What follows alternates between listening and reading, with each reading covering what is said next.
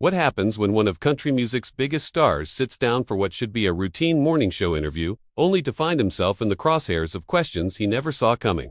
The tension in the studio was thick enough to cut with a knife as Blake Shelton faced off against Gayle King in what started as friendly banter but quickly spiraled into one of the most uncomfortable moments in morning television history. Before we get into exactly what was said that made Blake stand up and walk away, make sure you subscribe to the channel and drop a comment below telling us what you think about celebrity interviews that cross the line.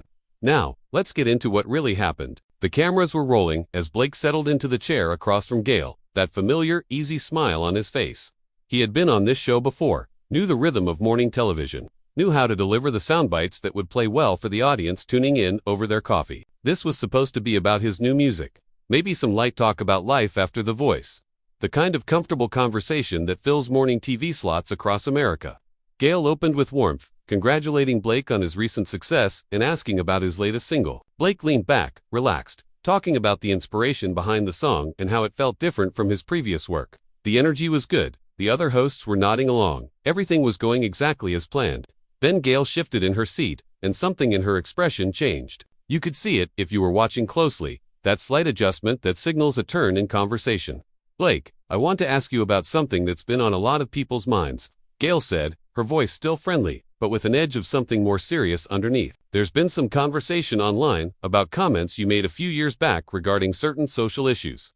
Have you had a chance to reflect on those statements?"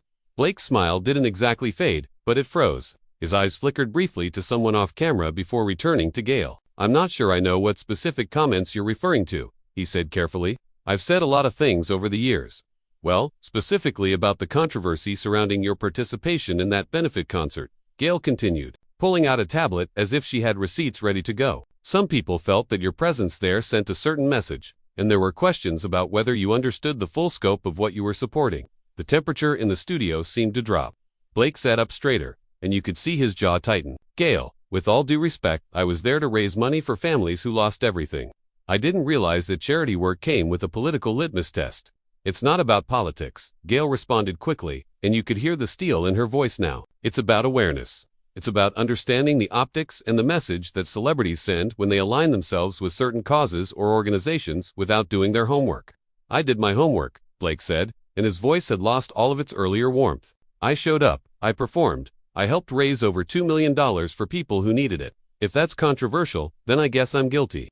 One of the other hosts tried to jump in, clearly sensing the conversation was heading somewhere uncomfortable, but Gayle kept her focus locked on Blake. "But don't you think that as someone with your platform, you have a responsibility to dig deeper, to make sure that the organizations you're working with align with values that your fans can feel good about supporting?"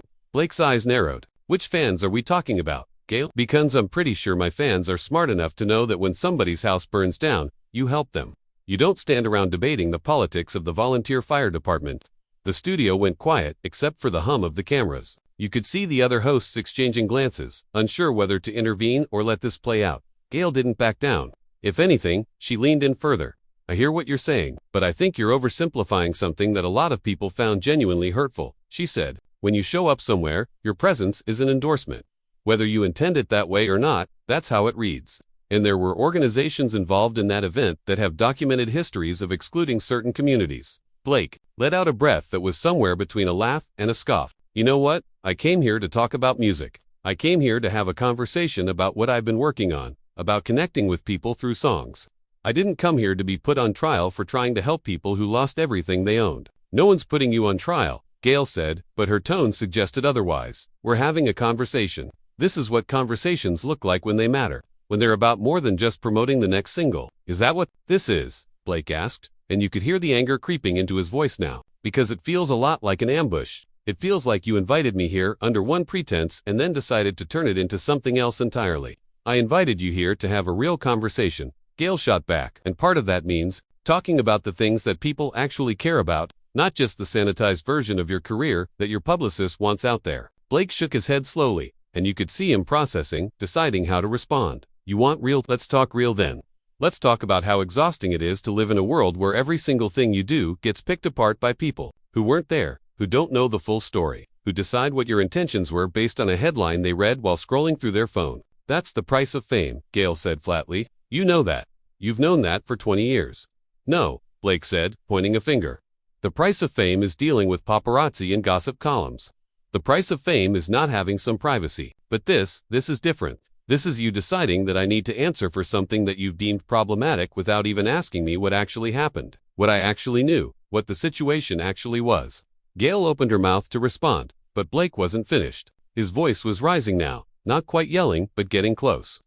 You want to talk about responsibility? Fine, let's talk about the responsibility of journalists to actually report facts instead of narratives.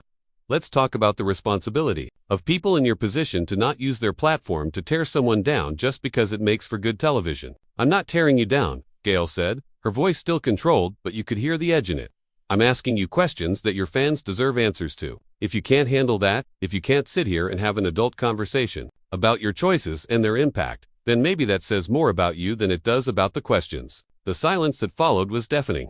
Blake stared at Gayle for a long moment, and you could see something shift in his expression. It was like watching someone make a decision in real time, weighing their options and coming to a conclusion. When he spoke again, his voice was quiet but firm. You know what? I don't have to do this. I came here as a guest. I came here because I thought we were going to have a conversation, not an interrogation. And if this is what passes for journalism, now, if this is what morning television has become, then I want no part of it. Blake, come on, one of the other hosts interjected, trying to smooth things over. Let's just take a breath here. I think maybe we got a little off track. But Blake was already reaching for his microphone, unclipping it from his shirt. No, we're not off track. This is exactly where Gayle wanted this to go. She had her questions lined up, she had her angle ready. This was always the plan. That's not fair, Gayle said, and for the first time you could hear something defensive in her tone. I'm doing my job. I'm asking questions that people want answers to. Then ask those people to come sit in this chair, Blake replied, standing up now. The microphone was off and in his hand. Because I'm done. The studio crew didn't know what to do. You could see the camera operators glancing at each other. The producers in the control room likely scrambling to figure out whether to cut to commercial or let this train wreck continue to unfold live. Blake was standing now, the disconnected microphone dangling from his hand, and the energy in that studio had shifted from professional interview to something much more raw and unpredictable. Gayle remained seated, her expression unreadable, but her posture rigid. Blake, if you walk out of here right now, you know what that looks like. You know the story that creates. Blake let out a laugh, but there was no humor in it. Oh, I know exactly what it looks like. It looks like I refuse to sit here and be lectured by someone who thinks they have the moral high ground because they get to ask the questions instead of answer them. And you know what? I'm okay with that story. This is live television, one of the other hosts said, and you could hear the panic creeping into their voice. Maybe we should just, let's take a quick break and everyone can cool down for a second. There's nothing to cool down from, Blake said, his voice level now but still carrying that edge. I'm perfectly calm. I'm just done pretending that this is a conversation when it's clearly something else. Gayle finally stood up, matching Blake's energy. My agenda is the truth. My agenda is holding people accountable for their actions and their words. If that makes you uncomfortable, if that makes you want to run away, then maybe you should ask yourself why. Accountable, Blake repeated, shaking his head. You keep using that word like I committed some kind of crime. I performed at a charity event. I helped raise money for families in crisis. That's what I'm being held accountable for. You're deliberately missing the point, Gayle said, and now she was the one whose voice was rising. This isn't about the charity. This is about the company you keep, the organizations you align yourself with, and whether you take the time to understand what you're actually supporting. And you've decided I didn't take that time, Blake fired back. You've decided that I'm either ignorant or complicit. In either way, I come out looking bad in whatever narrative you're spinning here. That's not journalism, Gayle. That's a hit piece dressed up as an interview. The third host tried to de-escalate. Look, I think there's been a miscommunication here. Blake, nobody's accusing you of anything intentional. Then have that discussion with someone who signed up for it, Blake said. Because I came here to talk about music, I didn't come here to be made into an example of whatever point Gayle is trying to prove about celebrity culture. Gayle crossed her arms. You can't have it both ways. Blake, you can't want the platform and the fame and the influence when it benefits you, and then claim you're just trying to make music when someone asks you to think critically about how you use that influence. I never claimed to be perfect, Blake shot back. I never claimed to have all the answers to every social issue that people want celebrities to weigh in on. I'm a singer. I write songs, and sometimes I try to help people when I can. If that's not good enough for you, then I guess we're at an impasse. It's not about my standards, Gayle insisted. It's about being aware of the impact you have. When you have millions of fans who look up to you, you have a responsibility to be thoughtful about where you show up and what you support. Blake's face was flushed now, and I am thoughtful. But I also think that sometimes helping people is more important than parsing every single political angle of every situation. Sometimes people need help and you show up because that's the right thing to do. Full stop. Nothing happens in a vacuum, Gayle countered. Every action has context, and pretending it doesn't because it makes things simpler for you is a luxury that a lot of people don't have. You're sitting here on national television calling me privileged because I tried to help families who lost their homes, Blake said, his voice dripping with disbelief. Do you hear yourself? What we're seeing here, one of the other hosts attempted weakly, is actually a really important conversation about how we all process these complex issues differently.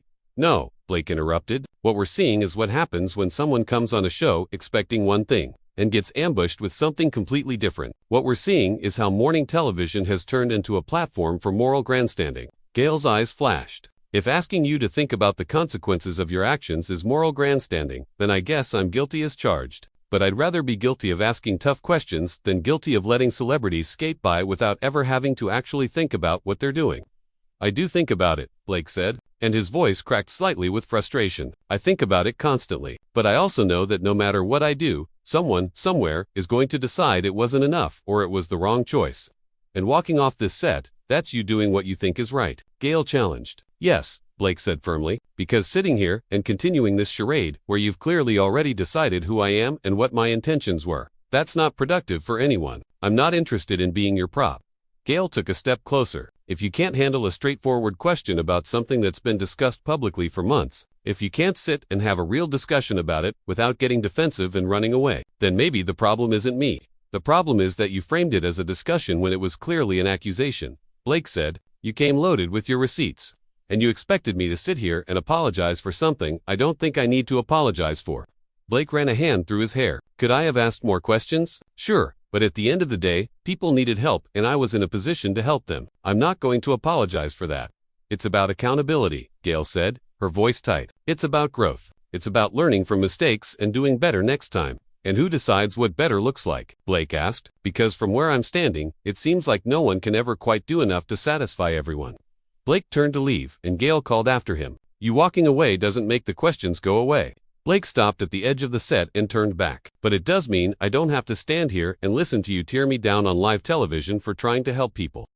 Gayle wasn't backing down. So that's it. When things get uncomfortable, when someone asks you to think deeper about your choices, you just walk away. Blake stopped, his shoulders tensing. He turned back around. You want to know what my answer is? I'm tired. I'm tired of living in a world where good intentions don't matter anymore. Where the only thing that matters is whether you checked every single box on someone's list of acceptable behavior.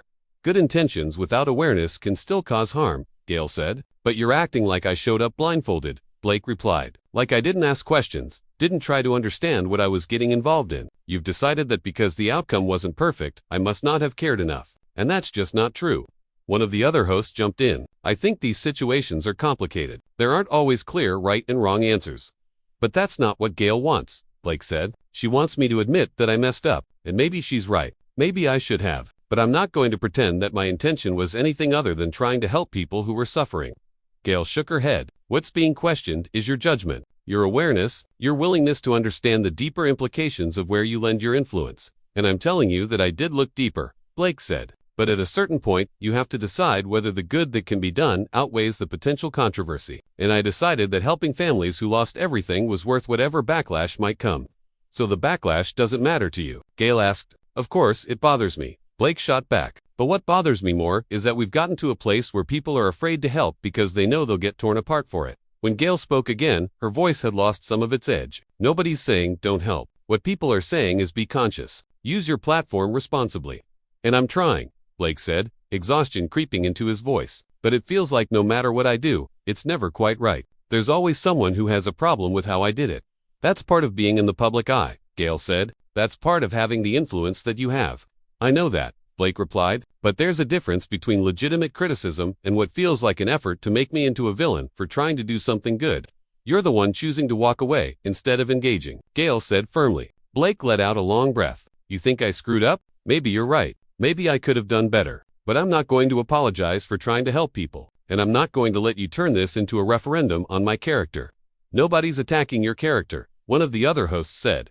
But Blake shook his head. That's exactly what this is. When you question someone's judgment, their awareness, you're questioning their character. And I'm not interested in defending myself to someone who's already decided what they think of me. Gayle's expression hardened. I asked you questions. The fact that you're interpreting that as an attack says more about your defensiveness than my intentions. Yeah, I'm defensive, Blake said, because I came here in good faith and got blindsided. So forgive me if I'm not thrilled about being put on the spot on live television. If it had been addressed, we wouldn't be having this conversation, Gayle said. And what would an adequate answer look like to you? Blake asked. What would I have to say to make this okay in your eyes? Gayle paused. An adequate answer would acknowledge that maybe you didn't have all the information you needed, that in hindsight, you would have approached things differently, that you've learned something from the experience. Blake stared at her. And if I genuinely believed that I made the best decision I could with the information I had, and that I would make the same decision again, then I think you're missing an opportunity for growth, Gayle said simply. Blake nodded slowly. There it is. You've decided there's a lesson I need to learn, and you're not going to be satisfied until I admit it. Well, I'm not going to pretend to have some big revelation just because it makes for better television. This is about accountability, Gayle insisted. Being willing to examine your choices and their consequences. I have examined them, Blake said, and you know what I keep coming back to? The families who got help. The money that was raised. That's what matters to me. The other hosts had given up trying to mediate. This was between Blake and Gayle. Now, I think we're going to have to agree to disagree, Blake said finally. You think I should have done better, and I think I did the best I could. No amount of arguing is going to change either of our minds. So you're still leaving, Gayle said. Yeah, I'm still leaving, Blake confirmed. Because this stopped being productive, I respect your right to ask tough questions, but I also respect my right to decide when a conversation has crossed the line. If you think this is hostile, you're more sheltered than I thought, Gayle said with disdain. Blake's jaw tightened. And comments like that are exactly why I'm done here. He turned to leave, and Gayle got in one final comment. I hope your fans see this for what it is. A refusal to engage, a refusal to grow, a refusal to be held accountable. Blake froze. For a second, it looked like he might turn around, but instead he just kept walking, disappearing off the edge of the set while the cameras kept rolling and the studio remained in shocked silence. Gayle stood there, her expression unreadable, while the other hosts exchanged panicked glances. And that's how it ended. No resolution. No reconciliation, just Blake Shelton walking off the set because he'd had enough. And Gayle King standing there having gotten her confrontation but not the outcome she'd hoped for. The whole thing was uncomfortable, messy, and brutally honest in a way that morning television rarely is. So, what do you think? Was Gayle right to push Blake on these issues, or did she cross a line? Should celebrities be held to a higher standard when it comes to the causes they support? Drop your thoughts in the comments below, and make sure you subscribe to the channel so you don't miss our next video.